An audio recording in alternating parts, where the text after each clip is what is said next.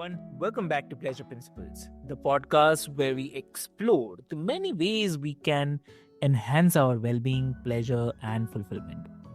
I'm your host, Avik, and today's topic will have you thinking about something that you use every single day without giving it much attention: your feet. Yes.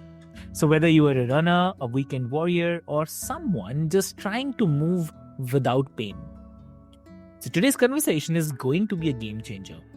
Joining us today is Dr. Roberto de Los Santos. So welcome to the show, Dr. Roberto.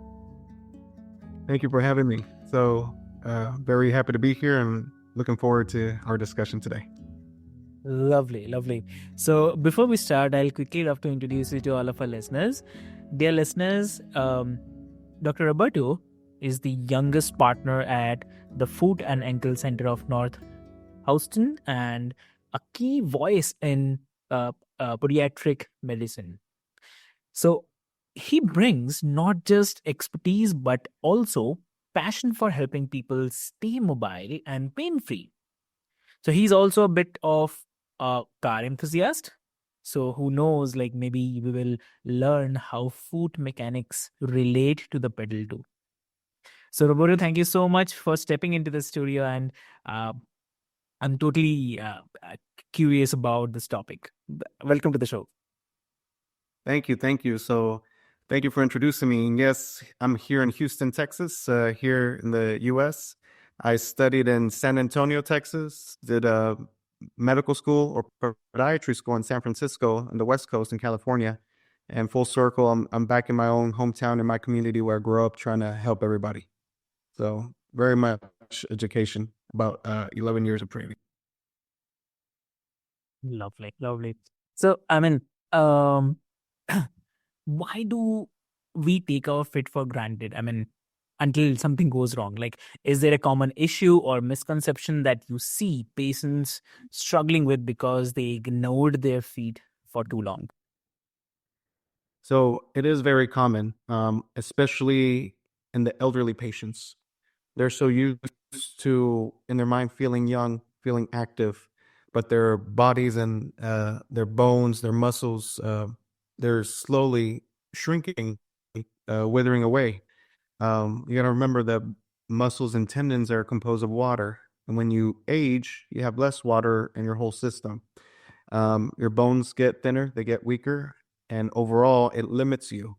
Even though you have the will, the mental capacity, little things like climbing up the stairs, going down a hill, taking a walk, running or jogging, as much as your will to push through, your body isn't there anymore. And that's kind of a realization when they have an injury or a fracture, a sprain, and then they come to see me, where I have to slowly tell them, hey, this is how you look. This is what you want. I know how to get you to your destination, your goal, but it's going to take some time.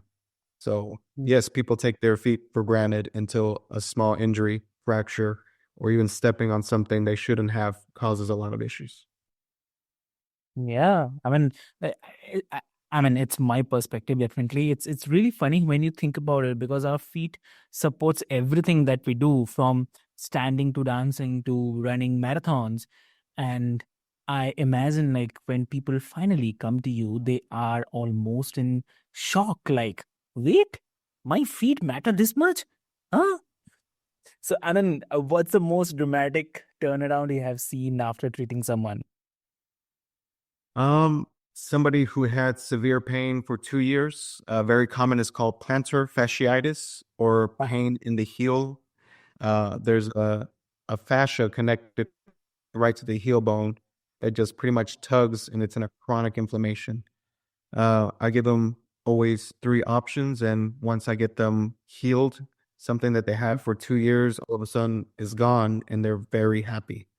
But that's been the quickest turnaround, where they're in shock that, yes, we have medicine. Yes, not everything is surgery. There's other ways to treat foot pain. Right. Yeah. So, as a surgeon and someone passionate about limb salvage, what does mobility mean to you? Not just physically, but emotionally and psychologically. Um, So mobility is the freedom to get from point A to point B, Mm. by any means necessary. So as a reconstructive surgeon, I Yeah. cannot promise the patient, hey, when I'm done with surgery, it's going to look identical when you were 21 years old. I'm going to have to be honest and say, I'm going to do my best, but I'm going to make it into what's called a plantar grade foot, a 90-degree foot. So you can walk, you can push, you can still keep moving. I try my best, but surgery it's a tricky business because not every person is the same. Not every situation is the same. I study a lot, I read a lot, and look at my own past surgeries and say the patient, this is what I have plans and goals for you. And as long as we can eventually keep you moving, which sometimes it takes 6 months or maybe a full year, and I've had those patients. I've had a handful, close to about a dozen now. I've only been doing this for 3 years, but giving somebody hope in their mind, they have a goal versus a lot of patients, a lot of doctors, I would say in different parts of the country, they would say, no, we have to amputate, we have to remove it. And it's a quick surgery and procedure, but that takes a piece of them away. That gives them not the freedom to get up and walk to the kitchen or to the restroom anymore. Majority of these people are in wheelchairs, so psychologically they're always looking up. They feel less.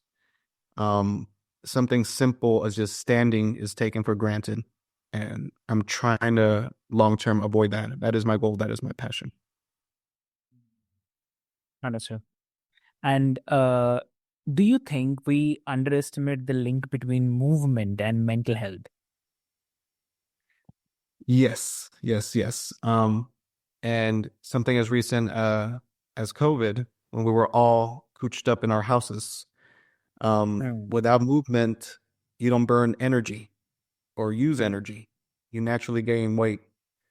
But we know now that by contracting muscle, it pushes different chemicals into our body to help us um, decrease anxiety, decrease depression, just by being movement, by being active. So we know that is a fact. Understood. Okay. And so let's talk about anatomy. Like, what's something fascinating about the foot's structure that most people don't know? So most fascinating thing is that research and studies have been going for years since Egyptian times. Okay. One of my favorite, I guess, philosophers quoted it was Leonardo da Vinci is the Mhm. foot is a is a it's a beautiful mechanic and a work of art, and that's because he himself was studying cadavers. And when you see what is a philosopher or somebody psychology or somebody that's trying to gain wisdom has to do with the human anatomy. Well, eventually, we all want to understand ourselves, how we function, why we function, how we do, how can we grow, what's deteriorated us. And fun fact: there's 27 bones in the foot.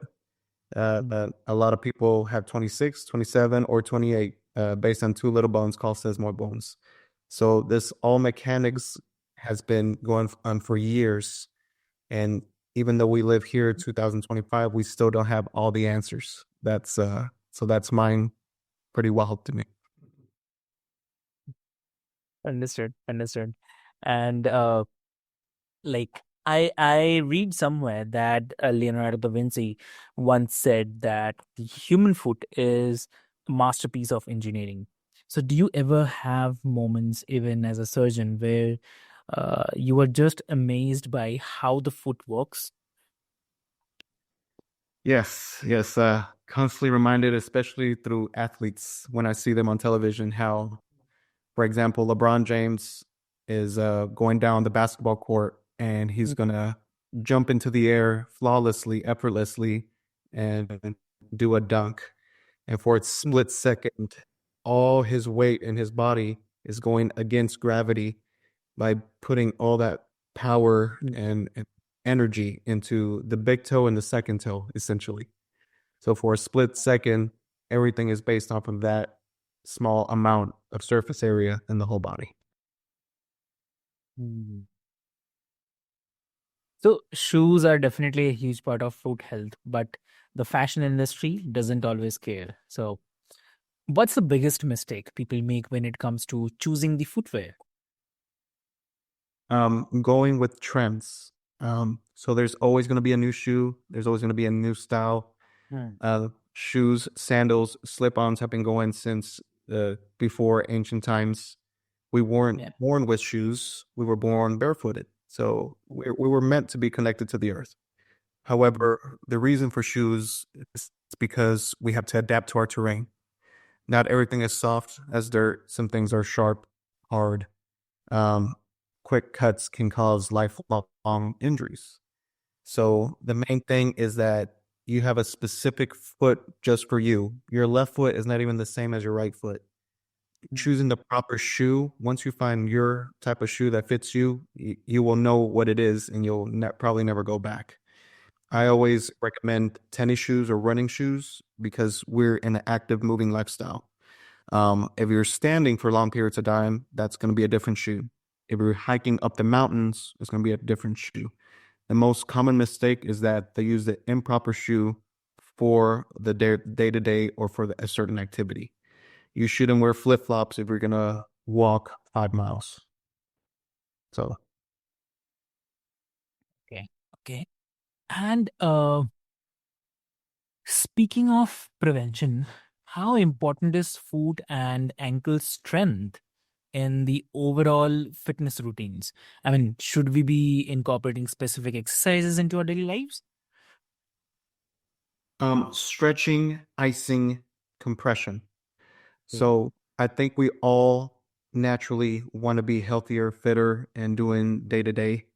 If you incorporate compression, such as compression socks, that can get you so at the end of the day, your legs aren't painful or heavy.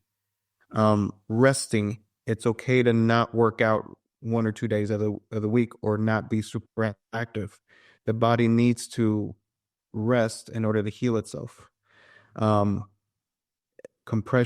icing if it hurts is a great first method because swelling essentially increases um, any pain against tendons, arteries, ligaments that cause a lot of the long-term issues.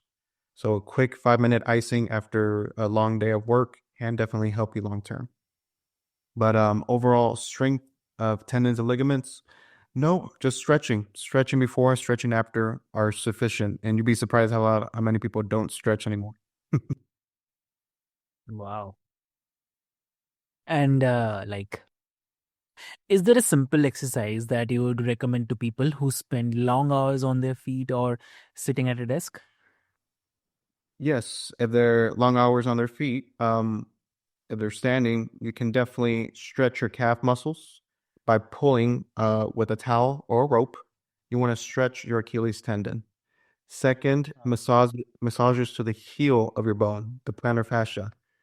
You can do a golf ball or you can get a frozen water bottle and just roll it. Any rolling motion on the bottom of your arch and heel can help you with spreading inflammation. Third, just with the toes exercising, extension and flexion. Pretend like you're grabbing something, and you only need to do this about 5-7 minutes a day.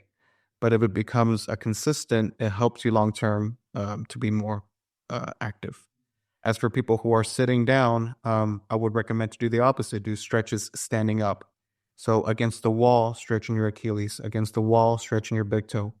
Against the wall, flattening out and stretching the heel and arch supports. So those are my recommendations. Okay. Mm. And also uh, for those who are dealing with chronic conditions like diabetes, how critical is regular foot care? So very important. So in my practice, that is majority of my patients. As Mm. soon as I have a new patient and I know that they're diabetic, type 1 or type 2, I have to check how are their nerves? Do they have poor nerve sensation? Do they have neuropathy? Second, how is their circulation? Are their arteries good? Do they have varicose veins? Are their toes cold? Is their foot cold? Those are the two main ones. And then finally, how good is your sugar levels? Do you keep them maintained? Do you check them weekly, daily? If you have high sugar levels, then we have to implement a plan with your primary care doctor or your family doctor. Do we need to add medications? Do we need to change your diet? Do you need to be more active? It's all together. The most common thing with diabetics is that in the hospital, in the emergency, I see them for the first time with a severe infection because they stepped on a nail, they stepped on a glass, something dropped on their foot, and they didn't feel it. So they drop this heavy item on their big toe. They don't feel anything because they have what's called neuropathy, meaning that their nerves aren't as good as they once were. So it's a superpower. They can step on glass, step on nails, step on fire. They don't feel anything. But that doesn't mean it's not going to cause infection. So when I see them in the ER, I have to be the one, hey, besides you having a foot infection, you're also diabetic. Nobody told you this. So now we have to get a proper team to educate you so this doesn't happen again. Okay. And so, have you seen any cultural differences in how other countries prioritize foot wellness compared to the US? Yes, so I am blessed to say that I'm well traveled. Been to Europe and also Asia, China, Yeah. um, Thailand, and very, very different. Here in the US, everything is more about branding and fashion. Mm. Um, over over the overseas, I realize a lot of people don't even wear shoes. It's more of a cultural thing. It's more of a religious thing. It's more of how they grew up in their environment. Some people are happy being barefooted. And it works. So at first, I was worried as like, oh man, they're going to get a cut, they're going to hit themselves, they're going to get an injury, and no, that's not the case. So I've had to learn to accept that there's multiple ways of living and walking and doing day to day. It's okay not to have shoes. Your foot will adapt. Um, but if you're doing strenuous, difficult jobs, it's always good to protect your foot. So here in the US, for example, a lot of people handle machinery and metal. So we have what's called non-slip shoes. We don't want people to slip and fall. The second is called steel toe boots, meaning they have a piece of steel covering their toes so they don't get Yeah. injured. Even though they're helping to protect one thing, those type of shoes still cause damage and cause other things. So it's a balance. Like I said, we haven't had the 100% answer, but multiple ways that I've seen here and overseas. Mm. Understood. Understood. Yeah. And also, I mean, it's really, really great. So, what one advice you'd like to share with the listeners today? The earlier you educate yourself and maintain your feet and always check daily, the better.